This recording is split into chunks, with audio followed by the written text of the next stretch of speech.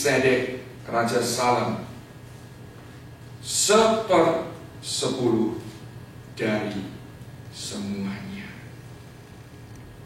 Saudara, umat Israel, mereka tidak meninggalkan Tuhan, mereka menyembah Tuhan, tetapi Tuhan menegur mereka dengan keras melalui Maleakhi. Kenapa? Karena mereka telah merampok apa yang menjadi hak Tuhan.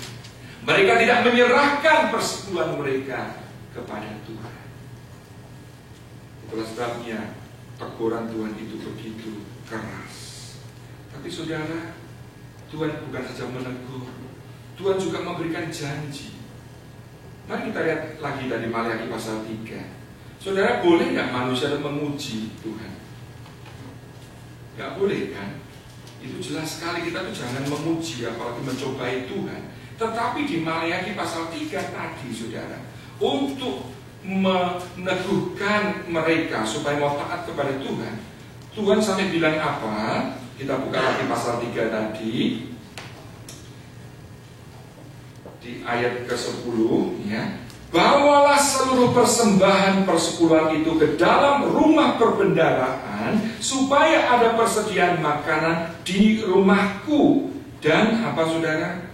Ujilah aku, firman Tuhan semesta alam. Apakah aku tidak membukakan bagimu tingkap-tingkap langit dan mencurahkan berkat kepadamu sampai berkelimpahan.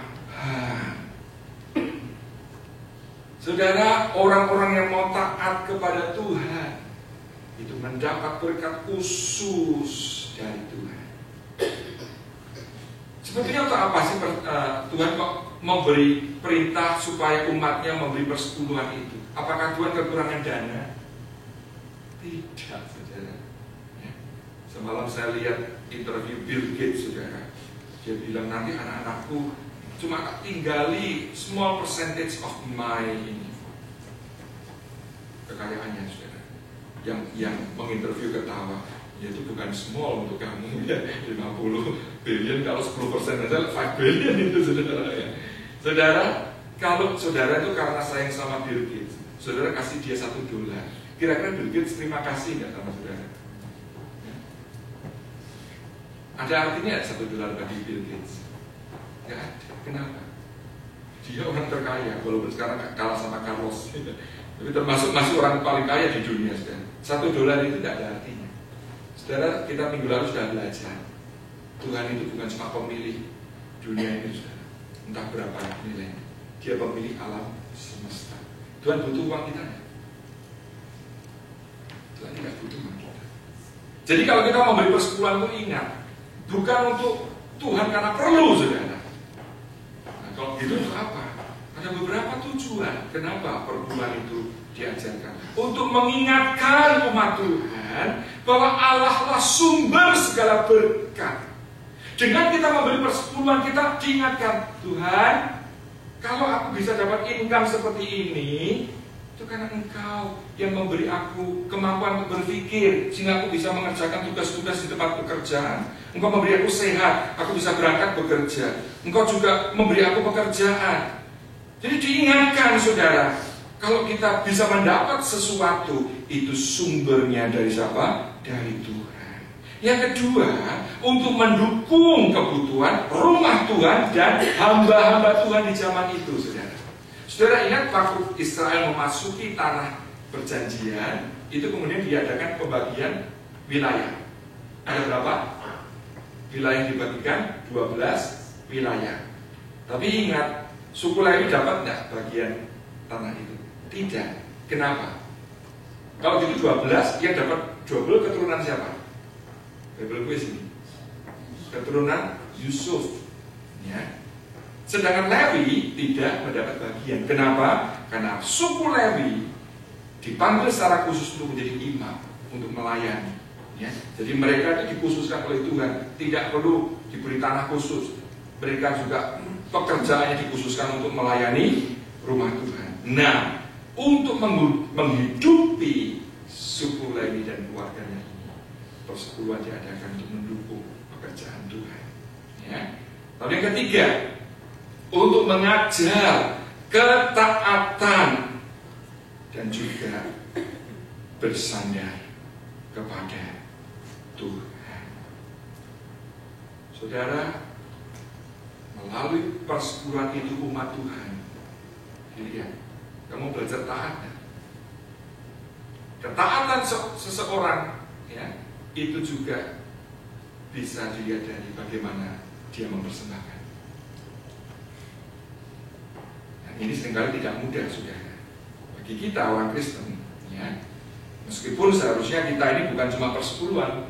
Kalau orang PL, ya, yang belum diselamatkan, yang masih tadi harus membawa persembahan kambing, persembahan sapi, masih juga memberi persepuluhan. Mestinya kita ini yang sudah diselamatkan memberi lebih dari persepuluhan. Tapi kenapa pada kenyataannya yang namanya orang Kristen yang sudah diselamatkan menerima anugerah Allah untuk memberi persepuluhan saja begitu sulit, saudara, dibandingkan dengan orang di perjanjian lama. Nah, seringkali yang dikemukakan apa? Takut tidak cukup. Aduh, income kami ini tidak besar. Mana cukup kalau itu langsung dipotong 10%. Memang persepuluhan itu langsung, saudara, dari gross income, ya. Bukan dipotong dulu bayar mortgage, dipotong dulu bayar utang kredit card, baru persepuluhan. Enggak. Yang betul itu dari semua yang kita terima. Sebelum kita potong untuk yang lain, 10% itu namanya persepuluhan. Tapi kenapa orang Kristen sulit untuk memberi itu? Ya, bisa saja tidak mengerti, bisa saja takut, khawatir, tidak cukup untuk kebutuhan sehari-hari. Saudara, sebetulnya cukup atau tidak itu relatif. Sekarang saya mau tanya saudara, kalau saudara lihat saya saat ini, saya ini kelihatannya seperti orang miskin. Jujur, Pak Ben kelihatan seperti orang miskin ya? Gak ada kan yang bilang, Bu Irani gimana? Kelihatan seperti orang miskin gak? Anak-anak saya gimana? Enggak kan? Itu artinya apa? Kami berkecukupan. Saudara, saya belajar mengenai persepuluhan ini sejak saya remaja, dari orang tua saya sendiri. Bagaimana saya melihat papa mama saya, mereka taat. Sehingga apa?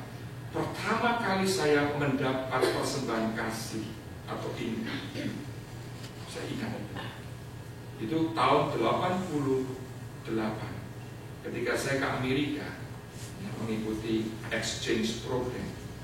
Itu saya bersama teman-teman dari 25 negara tinggal di keluarga-keluarga Amerika. Kami penginapan free, makan boleh dikata disediakan.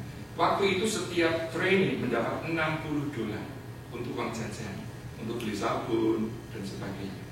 Saudara, teman-teman ngomel yang aduh mana cukup dengan uang segini, gimana kita bisa jalan-jalan mau ke Disney, mau tidak cukup, saudara.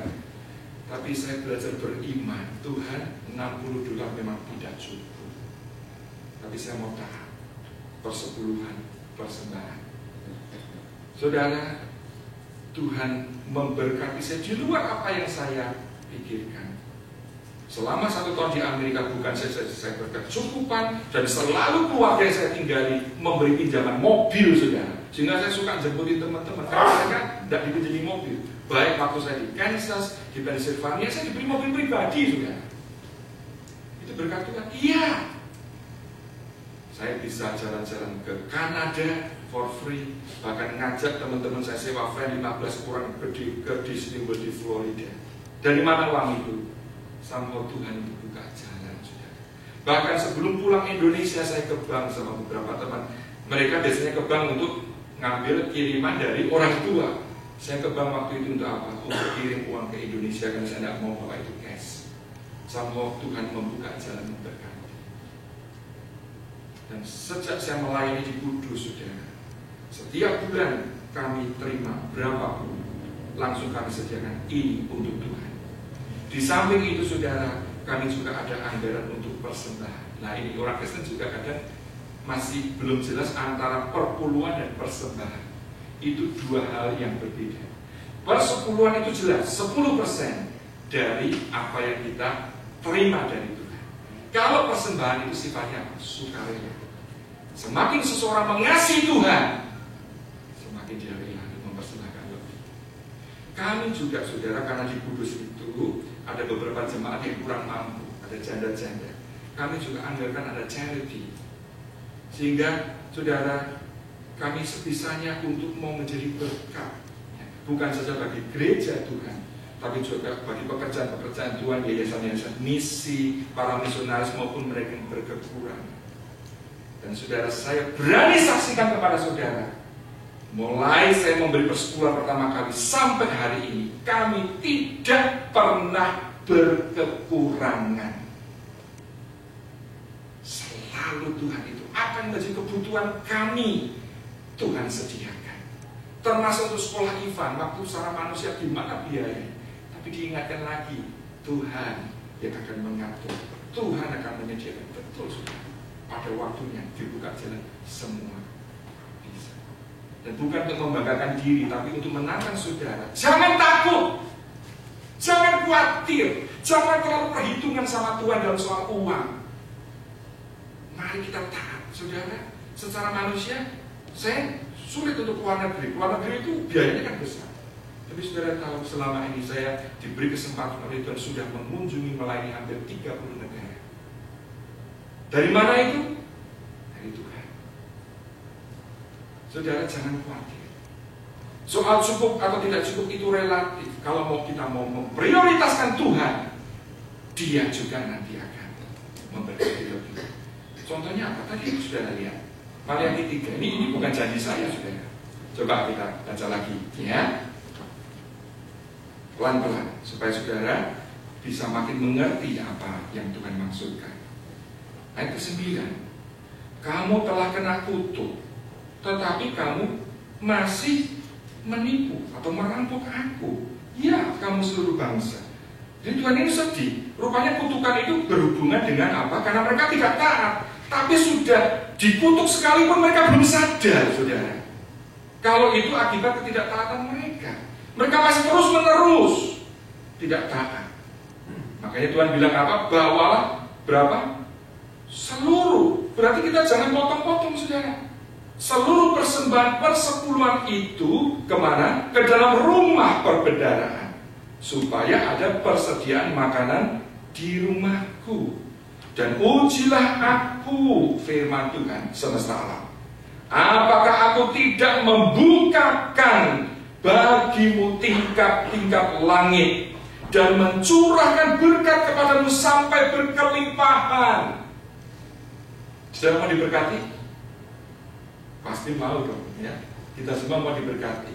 Tapi saudara, menurut ayat ini, itu akan terjadi kalau kita mau taat. Ya memang sudah yang paling baik, kita jangan memberi dengan tujuan supaya diberkati, itu mancing itu namanya, ya. Kita harusnya memberi dengan tulus. Tapi ada janji, saudara.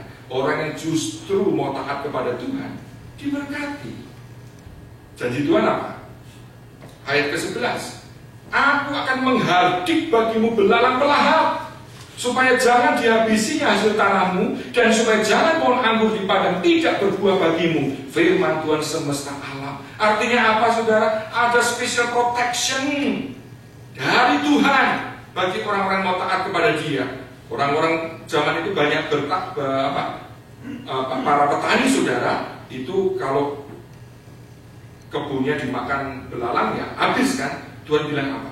Taati. Dengan kata lain,